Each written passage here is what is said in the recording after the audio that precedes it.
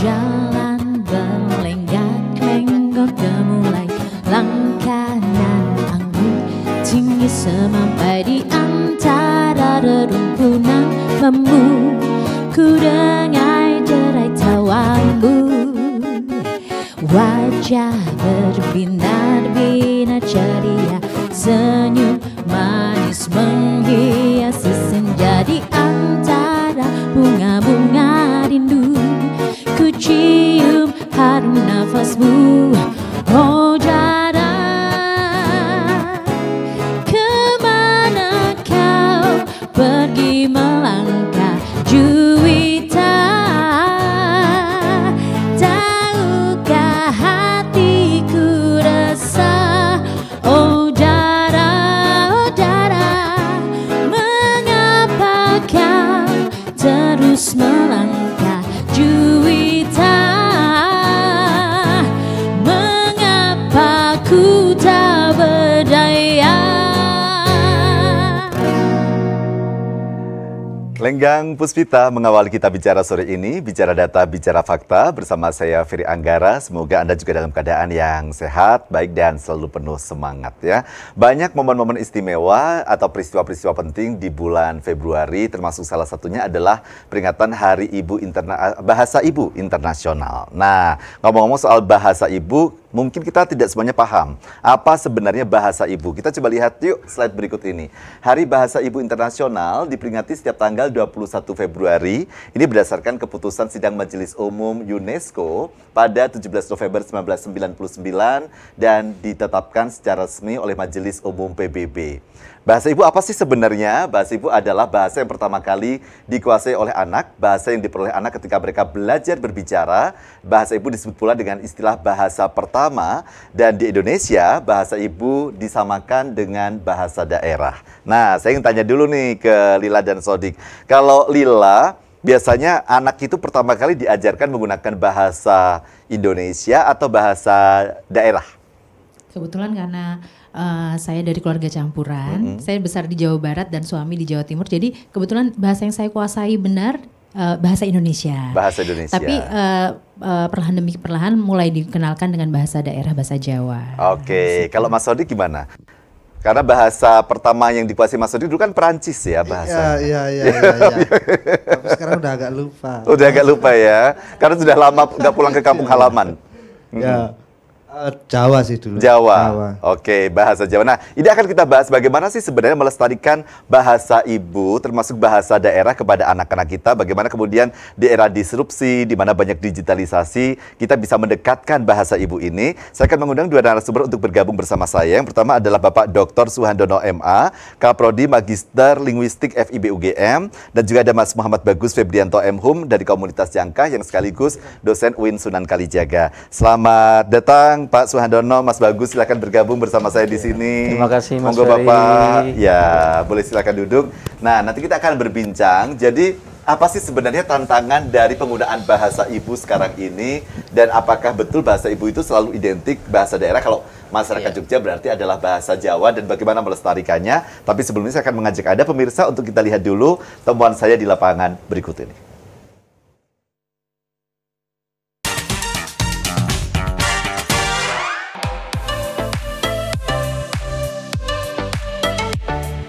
Kalau aku biasanya bahasa Indonesia sama bahasa Jawa, campur-campur. Pakai bahasa Indonesia sih. Campur bahasa Batak. Oh ya? Indonesia, Batak. Mungkin bisa kayak ngadain lomba gitu, mungkin kayak lomba tentang tradisional. Karena nggak terbiasa sih di keluarga kita. Cara mengucapkan sesuatu sama arti dari kata itu.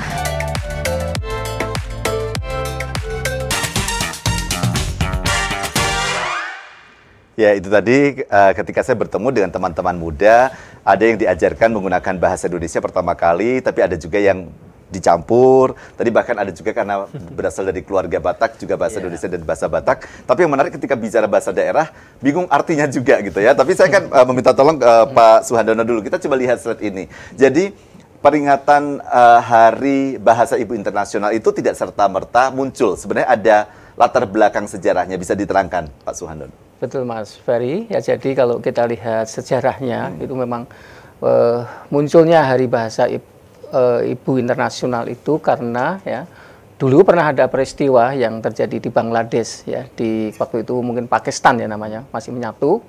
Nah, di Pakistan dulu ditetapkan itu bahasa nasionalnya bahasa Urdu kalau tidak salah ya.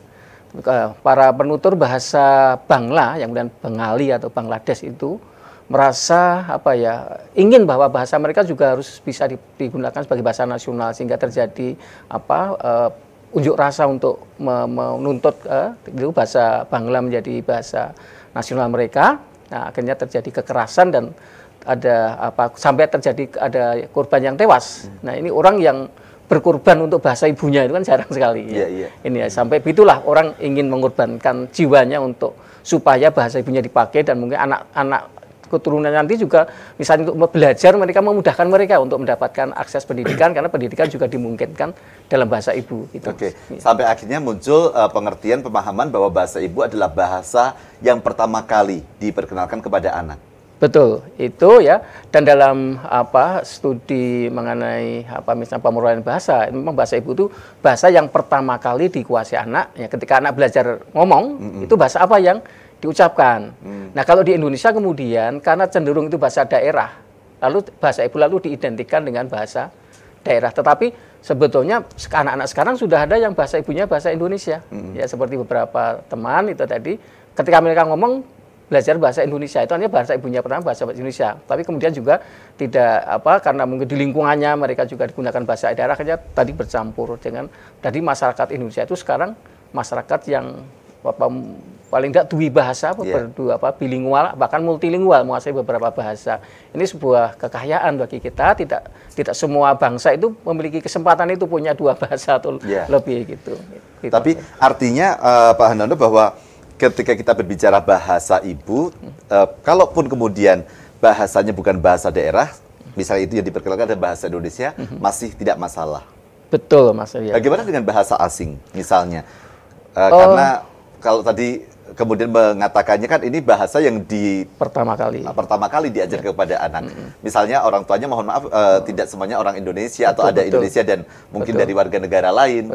Apakah juga tetap bisa disebut sebagai bahasa ibu? Betul. Ketika mereka pertama kali belajar ngomong tadi, dia menggunakan bahasa tertentu, misalnya bahasa asing, bahasa asing itu menjadi bahasa ibu mereka. Dan tadi itu terjadi tadi seperti kasus Mbak tadi yang menggunakan bahasa ada Jawa dan akhirnya bahasa ibunya dari Jawa Timur, yang ibunya dari Jawa Barat gitu ya. Yang mengambil jalan tengah ya. Tidak diambil salah satu di antara bahasa ibu orang tuanya menggunakan misalnya bahasa Indonesia gitu baik. Ya. Nah, Mas Bagus, dalam konteks masyarakat di Yogyakarta yang kita kemudian memang memiliki bahasa daerah ya, maksudnya bahasa Jawa, kita bicara dalam lingkup di masyarakat DIY gitu. Apakah ada keresahan seandainya kemudian lebih banyak masyarakat yang menggunakan bahasa ibunya adalah bahasa Indonesia? Bagi Mas Bagus sendiri bagaimana? Sebagai seorang pelestari budaya Jawa gitu, pegiat. Jadi kalau kita lihat sekarang memang bahasa Jawa juga mulai sudah mulai banyak ketika ibu-ibu muda misalnya kemudian menyampaikan pengajaran bahasa pertama kalinya kepada anak-anaknya cenderung ke bahasa Indonesia karena dinilai bahasa Indonesia lebih lebih memudahkan anak itu nantinya berkomunikasi dengan orang lain, terlebih ketika hampir sekarang di sekolah-sekolah mungkin juga sudah beda dengan zaman saya, walaupun saya ini juga baru umurnya 17 tahun mungkin saya. Baru lulus SMA kemarin. Itu zaman saya, guru-guru saya itu kalau ngajar di SD, SMP itu masih kalau ngajar menggunakan pengantarnya adalah bahasa Jawa. Mbok ini. Walaupun itu mata pelajarannya misalnya pengetahuan alam, pengetahuan sosial, mereka cenderung pengantarnya adalah bahasa Jawa. Matematika pun di situ juga cenderung mengantarkan dengan bahasa Jawa. Oke, sebentar Mas Bagus, ini kita tidak bermaksud mempertentangkan ya, tapi begini, kalau kita melihat deskripsi tadi adalah bahasa ibu, bahasa yang diperkenalkan pertama kali, artinya apapun bahasanya. Kalau menurut Mas Bagus sebagai seorang pegiat budaya Jawa begitu, apakah kalau ya bahasa ibu harusnya bahasa Jawa dong gitu, karena kalau bahasa Indonesia itu secara otomatis pasti kita akan mempelajarinya. Iya. Ya secara ideal ya, secara ideal ya saya kira orang yang ada di lingkungan DIY memperkenalkan pertama kalinya dengan bahasa Jawa, karena itu bagian dari identitas. Kalau kita lihat tadi sejarahnya itu kan juga karena masalah identitas sebetulnya.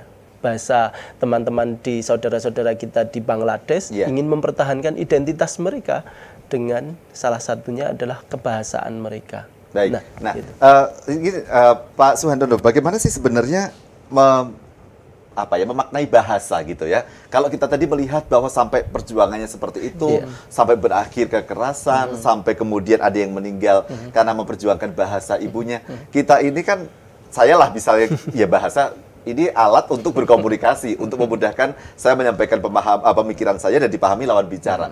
Tapi ternyata sekian tahun yang lalu itu ada orang yang berjuang mati-matian untuk memperjuangkan bahasa ibu. Jadi bagaimana sebenarnya kita semestinya memaknai bahasa ini? Betul, memang fungsi utama bahasa itu sebagai alat komunikasi, ya itu mungkin utama ya, alat ekspresi. Tapi di luar itu seperti yang disampaikan Mas Bagus tadi, bahasa itu juga menjadi lambang identitas, simbol ya kelompok tertentu. Ya itulah maka saudara-saudara kita di Bangladesh itu memperjuangkan bahasa Banglanya untuk menjadi ini, karena itu identitas kita. Nah, karena itu di Indonesia itu orang juga punya identitas identitas Indonesia.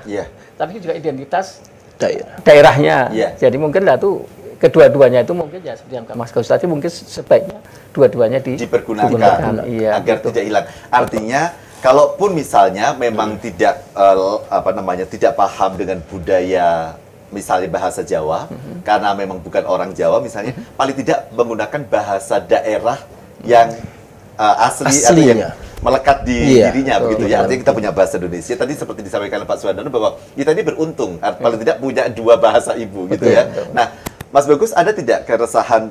Katanya ada banyak penutur-penutur bahasa ibu tuh yang sekarang sudah mulai berkurang gitu. Bahkan memang ada bahasa-bahasa ibu yang sudah mulai hilang. Ada kekhawatiran nggak sih, Mas Bagus? Khawatir pasti ada ya. Tetapi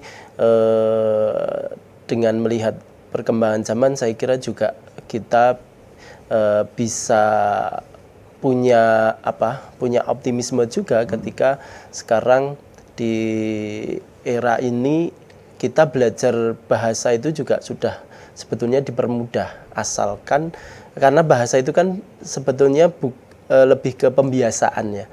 Kalau kita sering mendengarkan lagu misalnya, itu kan bagian dari kita juga akhirnya mempelajari kayak maknanya apa sih. Jadi saya kira ketika sekarang lagu-lagu yang populer itu bahasa daerah mulai masuk, itu kan menjadi optimisme saya kira. Ada memang sebuah kekhawatiran anak-anak sekarang sudah lebih sering menggunakan bahasa non daerahnya, tetapi ketika sekarang juga mulai banyak lagu-lagu yang khas dengan daerah, itu juga menjadi sebuah optimisme saya kira. Kita bisa melihat itu sebagai hal yang sangat positif untuk dipelajari oleh anak-anak sekarang. Mau tidak mau dia akhirnya ingin tahu maknanya dan mau belajar. Jadi ada inovasi untuk cara memperkenalkan. Nanti kita bahas lagi. Kita coba lihat ini. Apa tema dari peringatan tahun 2023 ini, Pak Suhandono? Kalau UNESCO sudah menetapkan ya multilingual education ya. Jadi pendidikan itu adalah hak untuk semua orang, semua anak. Ya, terutama pendidikan dasar ya. Dan anak tidak boleh dihambat kesempatan untuk mendapatkan pendidikan itu karena persoalan bahasa. Maka di sini dikatakan multilingual education. Pendidikan itu sebenarnya pendidikan dasar itu memang harus disampaikan kepada dalam semua bahasa sehingga semua anak itu mendapatkan hak mereka untuk mendapatkan pendidikan itu. Jadi tidak terbatas pada bahasa tertentu. Ya, tidak harus dipaksa misalnya bahasa Inggris, pendidikan hanya ke bahasa Inggris, lalu kamu kalau mau sekolah ya harus ke bahasa Inggris kan nggak bisa. untuk pendidikan dasar loh Mas, kalau yang sudah tinggi berbeda ya. Baik, tapi kita ada di poin ketiga ini cukup menarik. Beberapa bahasa daerah di Indonesia telah punah, sejumlah bahasa menuju kepunahan, dan banyak bahasa daerah yang mengalami kemunduran berupa penurunan jumlah penutur dan penyusutan fungsi. Nanti kita akan bahas bagaimana sebenarnya realitanya dan bagaimana kita kemudian melihat ini sebagai sebuah tantangan yang semestinya bisa kita antisipasi bersama. Tetap bersama kami di Kita Bicara, bicara data, bicara fakta. Bicara data, bicara fakta, hanya di Kita Bicara, Kita Bicara.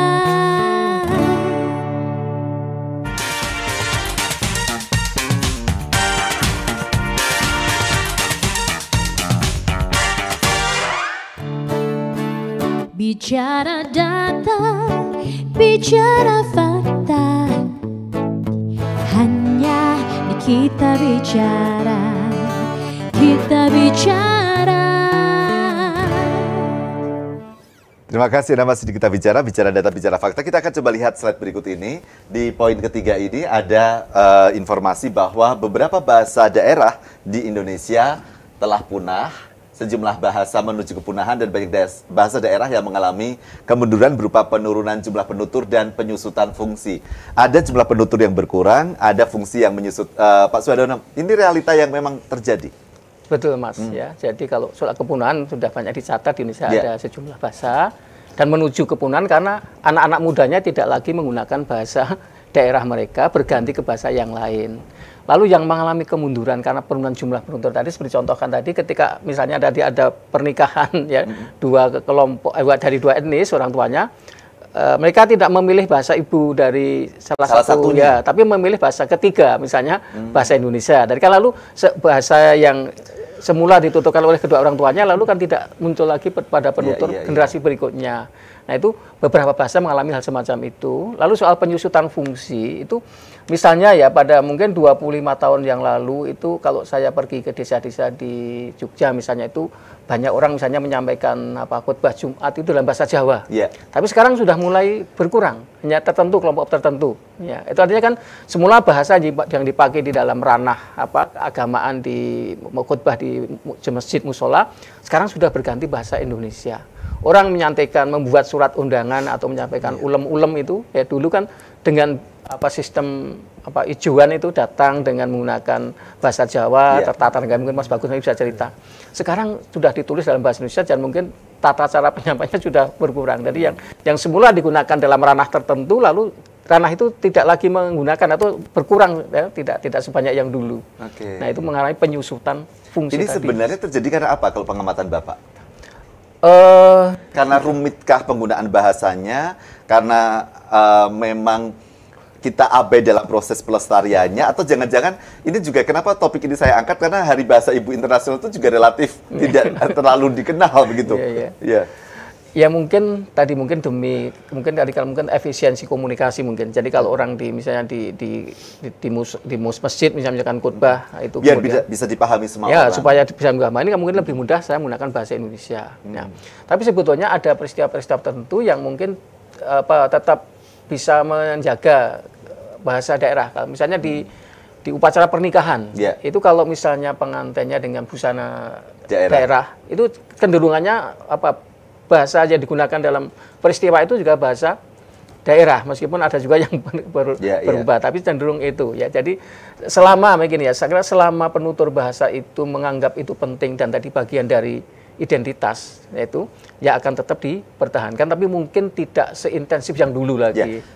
Pak Suhadono, yang dimaksud penutur bahasa itu sebenarnya siapa Pak? Karena jangan sampai nanti orang menyerahkan penutur bahasa itu kepada budayawan, sastrawan, pengajar gitu. Saya kan masyarakat biasa, saya bukan penutur gitu misalnya. Jadi apakah kita itu sebenarnya semua penutur begitu?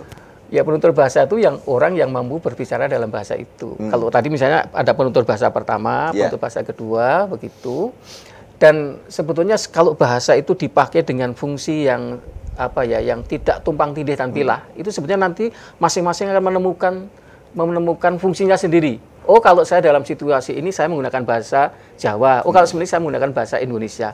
Nah kalau terjadi pemilihan semacam itu nanti sebetulnya bahasa itu hidup berdampingan pada diri satu orang, tapi pemakaiannya menjadi bagus gitu loh. Ya, ini ingin saya garis bawahi agar pemirsa juga kemudian memiliki pemahaman yang sama, berdampingan gitu ya. Artinya bukan kemudian kita ingin mengatakan bahwa ayo gunakan bahasa daerah terus, bahasa Indonesia diabaikan, tidak juga. Karena tadi sudah kita bahas sejak awal, kita punya kekayaan yang luar biasa, tapi bahwa bahasa Indonesia digunakan dengan tepat dan bahasa daerah juga semestinya tetap dilestarikan. Karena ini kekayaan yang semestinya kita bangun bersama sebagai identitas budaya. Mas Bagus, melihat tidak sih sebenarnya ketakutan menggunakan bahasa daerah, termasuk bahasa Jawa itu karena orang takut disalahkan gitu, Mas, kan? Pertama nggak paham artinya, terus kadang-kadang kan ada begini, di bahasa Jawa itu kan ada tingkatan-tingkatan gitu. Misalnya untuk diri sendiri mosok dikeramak kayak gitu kan misalnya gitu. Jadi orang takut dulu, sudahlah pakai bahasa Indonesia saja gitu. Gimana merespon tantangan-tantangan itu? Iya. Oke, jadi kalau kita lihat di kenyataan memang ketika orang pertama mungkin dalam pidato tadi, misalnya pidato pertama menyapa dengan bahasa Jawa, kemudian mohon maaf jika nanti kami daripada nanti salah. Nah, itu sudah ada ketakutan sendiri. Jadi karena apa? Kadang kita sendiri yang bisa itu ada masalah juga bagi mereka yang menguasai, itu juga ada masalah. Maaf ya. Kadang terus kayak gitu kok omongan radong waton ngomong gitu. Akhirnya itu membuat orang malah justru semakin membuat mereka yang ingin belajar jadi takut. Jadi kalaupun nantinya mau memberi tahu, ya mungkin setelah di tempat tertentu mungkin kita ajak ngobrol bareng dan kita beri pemahaman, atau kita justru harusnya mengajarinya, bukan kemudian menjas kamu itu salah. Nah, itu yang menjadi dalam tanda kutip saya anggap itu sebagai penyakit bagi teman-teman yang kadang merasa bisa, tapi kemudian malah hal itu justru membuat orang yang akan belajar ketakutan. Mas Bagus kan ada di komunitas Jangkah ya. Komunitas Jangkah ini apa sebenarnya? Ya, kalau di kami komunitas Jangkah ini lebih ke manuskrip. Nah, manuskrip itu juga akhirnya kan lebih banyak yang kami pelajari adalah bahasa-bahasa daerah. Kalau kita bicara yang di wilayah Jogja, Jawa Tengah, ya akan bertemu dengan manuskrip-manuskrip yang berbahasa daerah. Nah, ya, Mas Bagus kan manuskrip ya, kemudian Pambiworo iya gitu ya, terus abdi dalam di Puro Paku Alaman iya gitu. Artinya kan ini lengkap ya. Saya ingin Mas Bagus melihat tidak sih kalau tadi ada kekhawatiran dari Pak Suhandono dan fakta bahwa penutur bahasa Jawa berkurang. Sekarang ini kalau bahasa daerah secara umum, kalau di bahasa Jawa gimana? Mas Bagus mencermati penuturnya berkurang juga atau tidak? Pastinya tetaplah ya, tetap mengalami penurunan. Karena tadi kalau kita lihat anak-anak sekarang, saya juga mungkin mengalami seperti Mbak Lila ya. Karena istri saya dari Cirebon gitu ya. Tapi saya berusaha ketika istri saya kadang melontarkan dengan bahasa Indonesia, saya akan mengikuti dengan bahasa Jawa. Jadi di situ akan memberi pemahaman. Itu nanti jatuh loh. Awas loh, mungkin nek tiba, nek dawah. Jadi makan dulu. Saya pasti akan mengikuti. Ayo Dek, dimaam sih. Saya mencoba mendampingi. Bagi di keluarganya Mas Bagus ada strategi agar kemudian bahasa Jawanya tidak hilang. Tidak hilang. Kalau bahasa Cirebonnya dimasukkan tidak, karena kalau kadang istri sok ngajak juga ya. Karena bahasa Cirebon itu juga unik ya. Ya. Jadi kadang saya minta juga istri coba diajari kosakata Cirebon juga. Coba kita lihat ini ya, strategi aktualisasi bahasa Jawa di era disrupsi.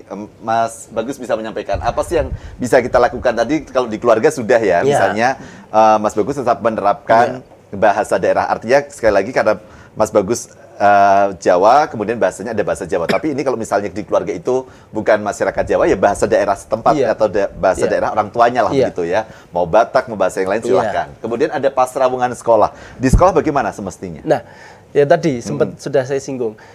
Jadi sekolah itu kadang orang itu kan menganggap bahwa tanggung jawab bahasa daerah itu adalah tanggung jawab guru bahasa Jawa atau guru bahasa daerah. Itu salah. Tadi Pak Andono juga sudah nanti. Itu salah kalau kita bebankan pada guru bahasa Jawa. Karena pembelajaran bahasa itu bukan untuk pembelajaran, bukan dengan cara pembelajaran, tetapi pembiasaan. Mas, tapi kan di sekolah ada muatan lokal, bahasa Jawa juga ada. Itu masih kurang menurut Mas Bagus? Jelas kurang. Oh.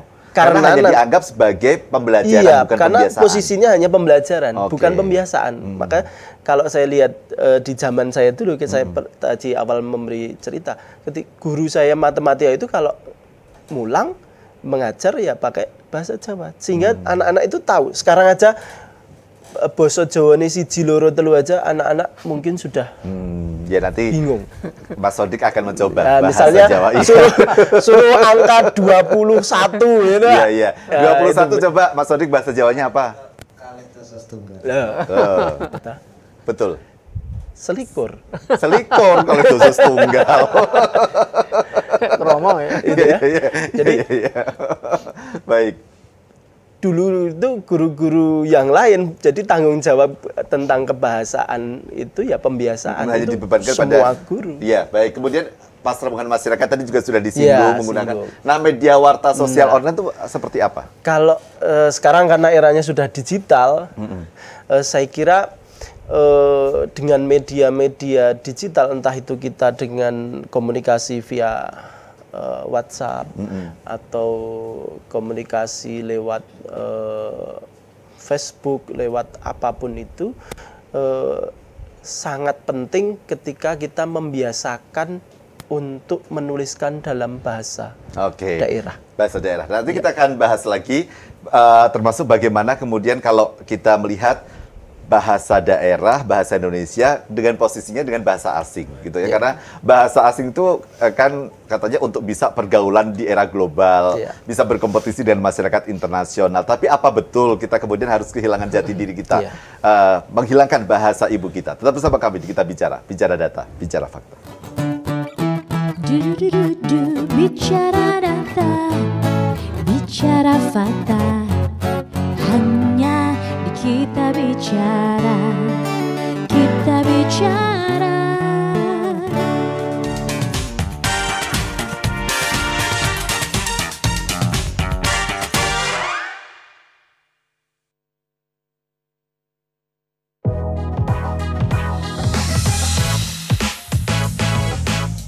Ya asik-asik aja sih kalau menurutku. Sebenarnya agak aneh sih menurut saya pribadi, cuman kalau dibiasain mungkin bisa. Enggak, justru menurutku tuh kayak ngerasa, oh ini anak melestarikan adat budaya sendiri, kayak wah udah langka kayak gitu.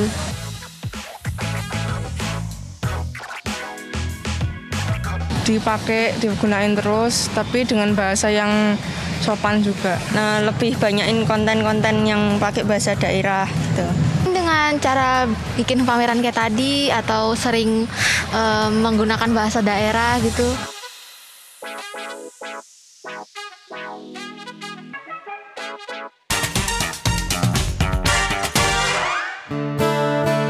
Bicara data, bicara fakta, hanya di Kita Bicara, Kita Bicara. Baik, Pak Sudaryono, kita sering diajarkan juga bahasa-bahasa asing, terutama bahasa Inggris sebagai bahasa perguruan internasional. Tapi apakah kemudian itu juga mesti menghilangkan bahasa ibu kita gitu dan lebih membangun kebanggaan, karena banyak orang tua yang mungkin bangga gitu putra-putrinya bisa bahasa Inggris, tapi ketika bahasa Jawa, bahasa Indonesia kurang mahir, ya dianggap biasa-biasa saja. Bagaimana menyikapi ini? Di negara kita itu ada lembaga yang punya tugas khusus untuk mengurus bahasa, itu Badan Bahasa. Yes. Badan Bahasa itu punya semboyan kalau salah. Utamakan bahasa Indonesia, lestarikan bahasa daerah, dan kuasai bahasa asing. Artinya memang kita berkepentingan untuk ketiga-tiganya. Nah, yang penting tadi bagaimana ketiga-tiganya itu bisa berdampingan tadi. Misalnya saya menguasai ketiga bahasa itu, saya bisa memilah-milah kapan saya menggunakan bahasa internasional, bahasa nasional, mungkin bahasa daerah. Sehingga kalau masing-masing fungsi tadi sudah tepat, sebetulnya tidak ada rasa khawatir bahwa akan ada sesuatu yang merusak ya, hidup nyaman itulah. Ya. Itu Mas. Nanti bahasa daerah akan diterangkan Mas Bagus. Saya minta tolong Pak Suhandono, kalau dalam pandangan Bapak penggunaan bahasa Indonesia kita saat ini sudah tepat belum sih Bapak? Atau jangan-jangan banyak yang terserap juga dengan bahasa-bahasa lain, bahasa prokem, bahasa jaksel, itu anak-anak jaksel, misalnya. Bahasa Indonesia itu ada banyak ragamnya ya Mas Ferry ya. Kalau kita menulis karya ilmiah, ya kita harus menggunakan bahasa karya ilmiah itu, ya ragam bahasa baku misalnya. Tapi kalau kita berbicara, ya kita boleh saja menggunakan ragam jaksel, Jakarta Selatan, ragam begitu. Boleh saja nanti kalau dipaksakan harus baku semua malah tidak aneh gitu. Tidak santai lagi kan. Akhirnya memang justru bahasa itu kalau digunakan oleh banyak kelompok dalam berbagai situasi, dia akan mengembangkan ragam-ragam yang cocok dengan kepentingan waktu dipakai itu. Tapi tidak akan dianggap perusak bahasa Indonesia. Saya kira tidak, Mas Ferry. Ya, kita harus melihat bahasa itu kalau misalnya soal pinjaman ya, kalau misalnya orang mau pinjaman, semua bahasa itu akan meminjam dari bahasa lain. Ya, hanya tadi memang kemudian harus ada bentuk baku yang bagus seperti ini nanti dipakai dalam situasi tertentu yang situasi ini masih boleh dipakai tapi di dalam situasi yang begini. Artinya jangan sampai salah kaprah begitu ya. Kapan menggunakan kamu, kapan menggunakan Anda, kapan menggunakan kalian gitu. Karena kadang-kadang kita juga ketemu teman-teman menggunakan bahasa formal dengan kamu misalnya jadi tidak pas ya. Ini pemahaman bahasa Indonesia menjadi penting. Nah, kalau bahasa Jawa, Mas Bagus, jelas pemahaman arti penting. Tapi kadang-kadang ada masyarakat atau di lingkungan kita menggunakan bahasa Jawa tapi dengan takut medok. Itu gimana tuh? Boleh nggak misalnya Gunung Kidul gitu, Gunung Kidul. Gitu. Karena apa namanya, pinginnya pakai bahasa Jawa tapi nggak mau kelihatan orang Jawa, gimana dong jadi? Atau bahasa Jawa itu sebenarnya ada dialektika yang ya kalau Jawa ya Jawa saja gitu. Ya. Saya kira tidak masalah mau gendul gitu ya. Tidak mau minum. Ya, yang penting mereka terbiasa dulu. Kalau bagi saya seperti itu. Terbiasa dulu. Urusan apa ya, melemaskan pocap bahasa Indonesianya apa, istilah linguistiknya apa. Ya, melemaskan lafal. Itu kan urusannya nanti bisa berjalan seiring waktu.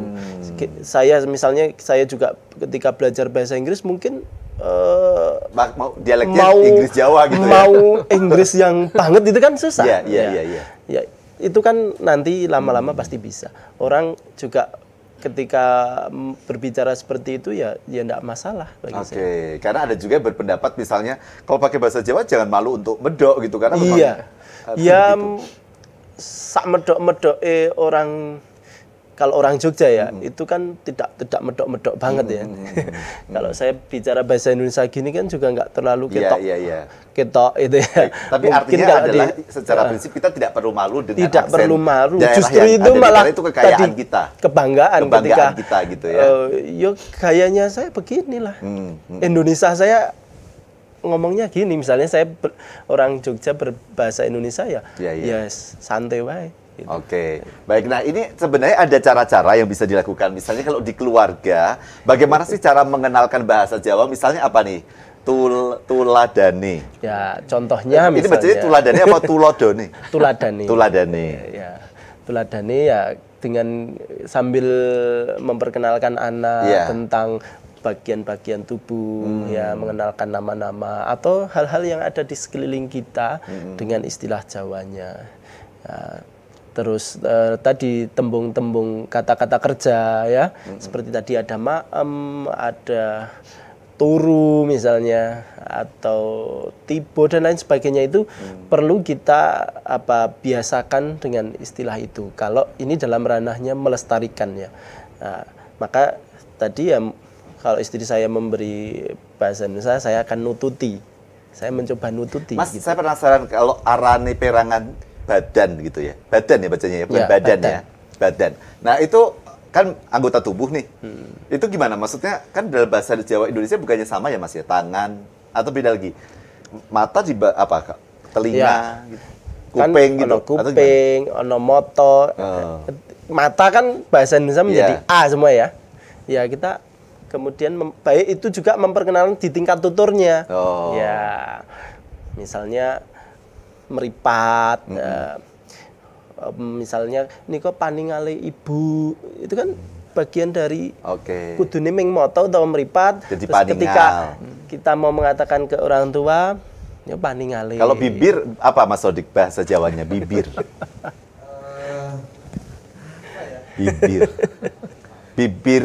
Bibirnya merah merona, coba bahasa Jawa.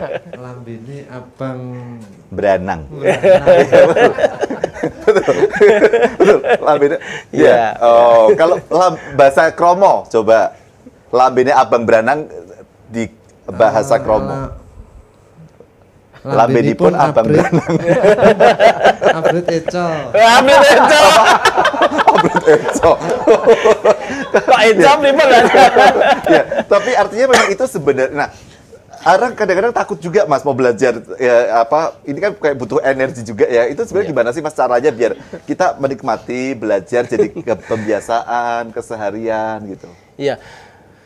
Kalau mempelajari ya saya kira lebih ke sering menggunakan aja, sering menggunakan kosakata itu. Kalaupun kadang anak saya juga tanya, apa cipi gitu. Kalau manggil saya kan bibi, apa cipi? Ya, ini kalau untuk mama, untuk bibi misalnya, arep sare, arep siram, kok nek tinggu adik, Pak Pung misalnya gitu, dengan bahasa yang mudah anak. Pak Pung, adus, bubuk gitu. Saya mau kebetulan anak saya kalau malam itu seneng ngobrol dulu sebelum bubuk, kadang baca buku. Nah, sekarang ada buku dongeng bahasa Jawa yang beberapa waktu itu saya beli, anak itu seneng. Nah, sambil di situ saya biasanya saya bacakan terus ini loh iki menek itu apa? Menek kuwi munggah apa? Manjat. Jadi karena Mas Bagus kebetulan pelestari pegiat budaya Jawa ya dan menjadi lebih bisa melakukan. Tapi apakah perlu Pak Suhandono kemudian ada regulasi-regulasi yang dalam tanda kutip memaksa begitu ya, memaksa seperti kalau kita misalnya ada kegiatan di Kamis Pahing kalau tidak salah ya, kita harus anak-anak menggunakan pakaian Jawa. Apakah kemudian kalau di DIY ini harus ada sebuah kegiatan di tiap hari apa? Semua institusi pemerintah menggunakan bahasa Jawa, semua aktivitas di masyarakat menggunakan bahasa Jawa begitu ya. Sehingga ini dari pemaksaan lama-lama akan jadi pembiasaan. Tetap bersama kami di Kita Bicara, kita lanjutkan usai jeda berikut ini.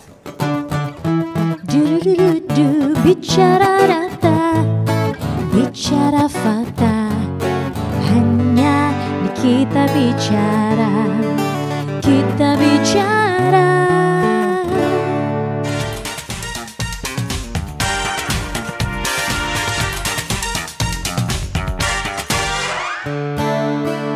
Bicara data, bicara fakta, hanya di Kita Bicara, Kita Bicara. Ya, perlukah ada regulasi atau strategi khusus begitu Pak Suhandono agar bahasa Jawa pada khususnya dan juga bahasa Indonesia tetap lestari digunakan berdampingan dengan penggunaan bahasa asing? Ya dalam taraf tertentu memang saya kira diperlukan ya kalau melihat kondisinya. Kita tidak bisa menyerahkan pada masyarakat terus seperti ini. Lalu mungkin memang diperlukan ya cara kebijakan yang bisa misalnya orang tetap bisa mencintai bahasa daerahnya. Jadi misalnya kalau di desa-desa itu kalau jadi Pak Dukuh atau Pak Lurah itu pasti bagus ya bahasa bahasa Jawanya karena dia diminta untuk berbicara di depan umum lalu dia terpaksa belajar itu. Nah, mungkin dalam tingkat yang lebih tinggi misalnya bisa saja misalnya kita membuat regulasi kalau Anda mau menjadi kepala daerah di wilayah ini ya, Anda harus mampu belajar berbicara dalam bahasa ini misalnya. Itu mungkin bisa menguatkan sehingga orang yang menguasai bahasa daerah itu juga mendapatkan apresiasi gitu loh, tidak dianggap hanya sebagai hal yang biasa saja. Nah, karena itu mungkin diperlukan tadi kebijakan ya untuk menjadikan ya menjadi dalam situasi tertentu orang menggunakan bahasa ini tadi yang Mas Ferry katakan tadi dalam waktu tertentu seperti pemakaian membiarkan bahasa busana daerah mungkin juga bahasa daerah juga bisa dipakai seperti itu meskipun memang ada urusan-urusan yang memang tidak bisa dipakai menggunakan bahasa daerah ya kalau misalnya urusan itu misalnya dokumen formal resmi harus nasional ya gitu itu. Jadi memang saya kira itu langkah yang bisa paling tidak untuk penuturan bisa menggunakan begitu ya Pak ya? Iya, ya Tapi untuk perlu lisan. tidak Mas Bagus, misalnya kita itu punya alat ukur kemampuan berbahasa daerah, karena bahasa Inggris kan ada TOEFL nih gitu. Misalnya, kalau ingin melamar sebagai seorang karyawan di perusahaan milik pemerintah daerah, berarti harus ada TOEFL bahasa Jawanya sekian minimal gitu. Ya, saya kira ini sudah menjadi wacana. Saya sudah mendengar ini sebagai wacana di pemerintah daerah. Kedepannya para pegawai di DIY ini akan disyaratkan seperti itu. Saya sudah mendengar wacana itu dari teman-teman di pemerintahan di DIY, bahkan sampai aksara. Karena nanti kemungkinan juga akan ada regulasi. Tadi surat resmi itu selain berbahasa Indonesia juga akan didampingi surat dengan berbahasa Jawa. Itu sudah masuk wacana dan sedang rembuk oleh para pemangku kebijakan. Jadi nanti di DIY saya sudah mendengar itu ada surat berbahasa Indonesia secara resmi itu, kemudian di lembar berikutnya adalah surat berbahasa Jawa dan beraksara Jawa. Karena ini memang bagian dari cara kita amanat untuk menjaga juga, identitas kita. kita. Dan amanat dari daerah istimewa. Iya, daerah istimewa, maka keistimewaannya harus nampak. Saya kira kalau di Jogja itu bisa, karena kita sudah punya beban dan payung hukum amanah dari daerah istimewa. Saya kira insya Allah kalau di Jogja aman-aman saja, saya kira gitu. Jadi kalau besok Mas Sodik, Lila kan nyanyi corporate gathering itu juga ada loh nanti harus menggunakan TOEFL bahasa Jawa. Tapi kita lihat dulu di sini ya. Ini ada beberapa hal, Mas Bagus bisa diterangkan. Ini kan kalau kita lihat ada beberapa file dokumen lah begitu ya, tentang ternyata di media sosial tuh ada lagu-lagu bahasa Jawa, ada Yowis Band, terus ada misalnya film Tili, ada dokumen jejak digital ya, bahwa ternyata bahasa Jawa itu juga bisa masuk pada era yang lebih modern begitu. Apa yang Mas Bagus bisa sampaikan dari strategi? Ya, jadi ini bagian dari strategi tadi ya, dalam menghadapi era semacam ini, memanfaatkan media digital. Media digital dimanfaatkan untuk pelestarian, bahkan bukan hanya pelestarian, saya kira sudah lebih dari itu. Mereka sudah berkeyakinan gitu. Mereka tidak punya rasa minder ketika ingin membuat konten itu dalam bahasa daerah. Nyatanya dari film-film ini mereka bisa tembus dengan penonton yang begitu banyak. Itu ada lagu Yowis Band itu yang seperti apa? Oh, ini bandnya namanya Yowis Band. Iya, itu kan ada filmnya si siapa ya, Bayu Skak itu ya. Nah, saya beberapa waktu juga pernah mendengar pernyataannya siapa Bayu Skak itu kan. Dia mengatakan bahwa jangan minder ketika mau memproduksi konten dengan bahasa daerah. Ya, nah saya ingin minta tanggapan Pak Suwandono. Apa yang bisa kita maknai Pak, bahwa sekarang ternyata ada juga lagu-lagu bahasa daerah yang meskipun dikombin dengan bahasa Indonesia atau juga bahasa asing ada sisipannya, tapi justru booming dan bisa diterima masyarakat. Jangan kan ini sebenarnya bisa semestinya ditangkap sebagai momentum untuk pelestarian juga dengan cara yang lebih modern gitu. Ya, memang itu sebenarnya menunjukkan bahwa bahasa daerah itu masih akan tetap survive terus, ya, karena anak-anak muda masih menggunakan itu, ya, dan itu diterima oleh banyak kalangan, ya. Hanya memang kita tidak karena bahasa itu dipakai di era sekarang, kita tidak harus bahasanya harus seperti yang dulu. Nah, makanya itu agak luas ya, agak memasukkan kata-kata lain dari bahasa lain tidak apa-apa. Ya. Yang jelas justru dengan itu orang bisa berekspresi dengan mudah, anak-anak muda bisa mencintai itu. Dan memang bahasa itu sifatnya berubah. Ya, kalau kita lihat bahasa Jawa yang sekarang lain dengan yang misalnya Mas Bagus ditemukan di teks-teks tahu pada itu. Nah, kalau bahasa itu berubah ya tidak apa-apa. Ya memang itu dari sifat bahasa. Nah, ini menunjukkan tadi bahwa anak-anak muda itu sebetulnya juga masih mencintai bahasa ibu mereka. Bisa membuat film, bisa membuat nyanyian, bisa membuat karya seni yang lain, ya.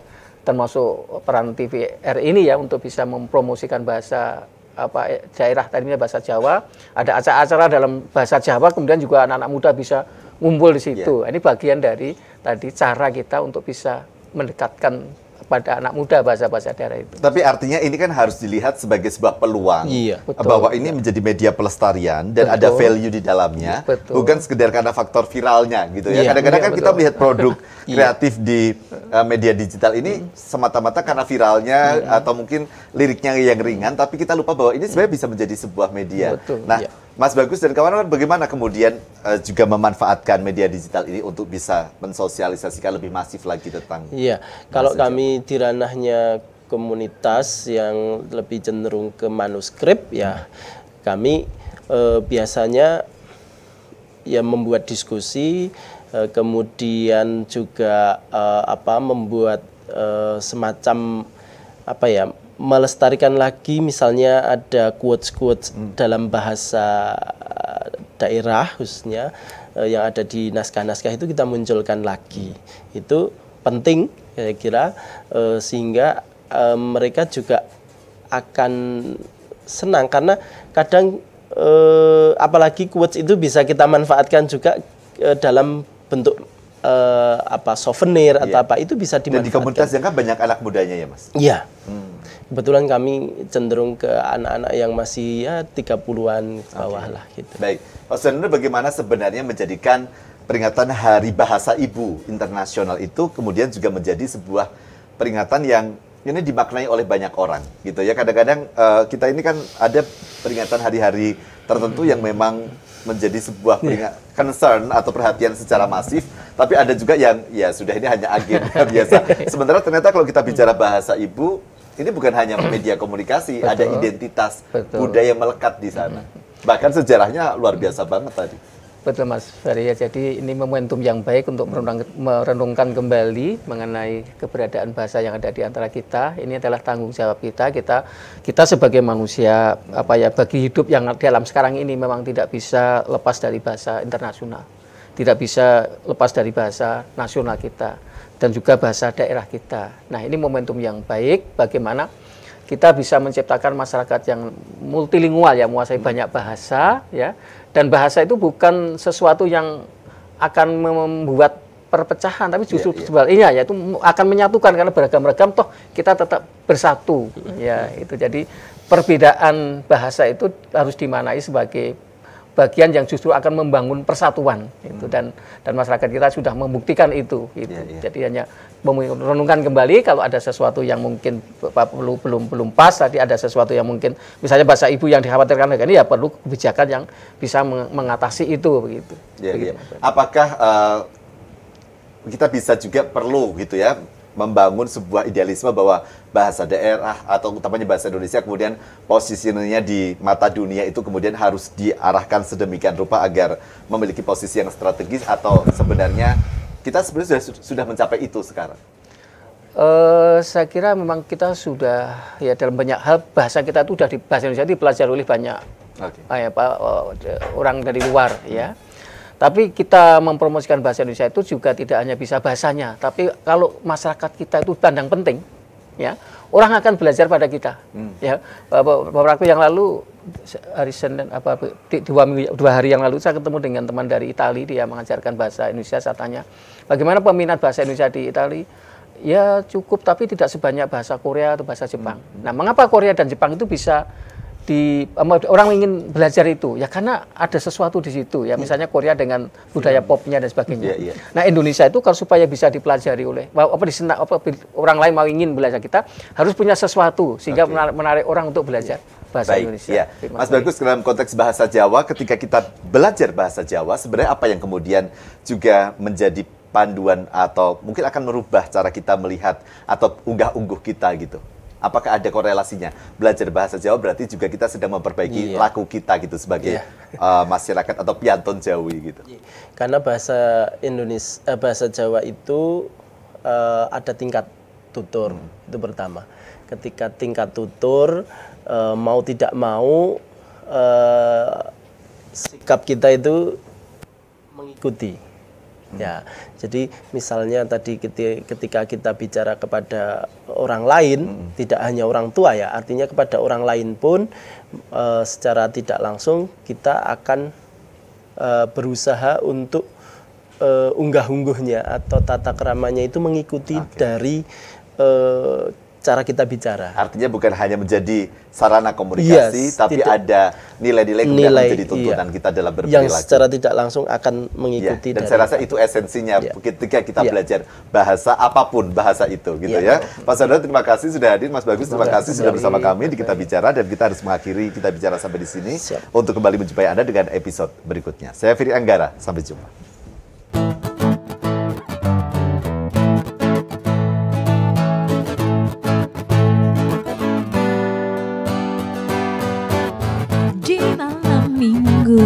Ku pergi ke pesta meriah ulang tahun kawanku. Semua yang datang bergaya ceria, berdansa dan gembira.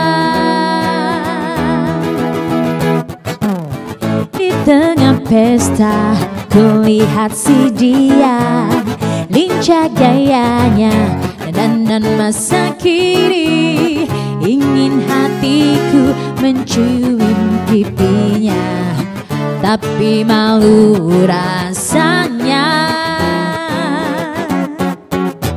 Oh hip hip hura hura, hura hura, aku suka dia, aku jatuh cinta, dia pun menanti cinta bersemi di hati.